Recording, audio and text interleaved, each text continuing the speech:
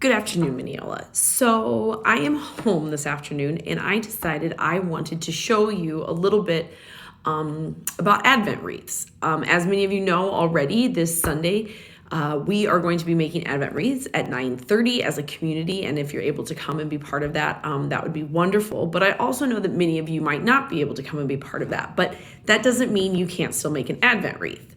So I wanted to show you a couple of different options for you around Advent wreaths. Now this here is actually the Advent wreath that my family has used for as long as I can remember. Not this particular one, but this design.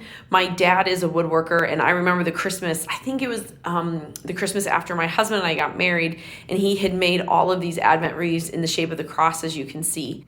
And so this is with taper candles. So if you had taper candles and wanted to try and do something, if you have somebody who woodworks, this is a wonderful opportunity to do that. And then I, of course, decorate it with some garland and make it a little bit prettier. But it doesn't have to be this complicated. An Advent wreath literally can be a paper plate with 5 candles, 4 smaller ones that match, and then a larger or just a 5th one, which is the Christ candle. And each week, each Sunday, you light another candle, and then on Christmas Eve, you actually light the Christ candle itself as a sign of that Christ has come. So this is just the simplest form you can do, but there's lots of other variations, and you can do something like this and this is just stuff I literally had around my house because I have way more Christmas things than I probably should. You just find any kind of a plate that you might have, a little bit of decoration. This is like one of those ones that's for a candle.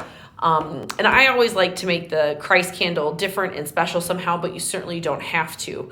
As well as you could take a plate like this as well, and basically just add 4 candles, however you want to do that. And then again, you can decorate it with other items as well that you might have around the house. You don't have to buy, these are candles that I got last year for a Christmas gift that I absolutely love, and I haven't been able to use them yet, they would make a lovely Christ candle as well. So really, you should be able to make an Advent wreath with the stuff that you have. Maybe it's 5 candles that don't even match each other. That would be fine as well. You don't have to be quite as matchy as Pastor Hannah, because I have a problem.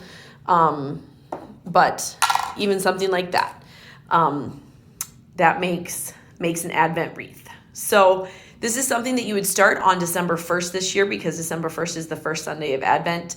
And again, each Sunday you light a candle, an additional candle, and then on Christmas Eve you light the 5th, the Christ candle. Well, there you have it. A whole bunch of ways to be able to make an Advent wreath. And of course, be as creative as you want. Take your kids to the store, let them pick out some pieces, pick out decorations or the candles themselves.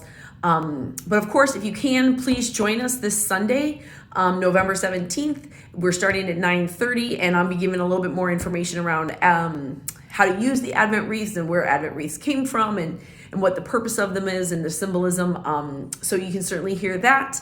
But if you can't make it, totally fine. Try and make an Advent wreath yourself, and have this become part of your tradition this year as we approach Christmas and this Christmas season. Thanks so much. I hope you all have a blessed day.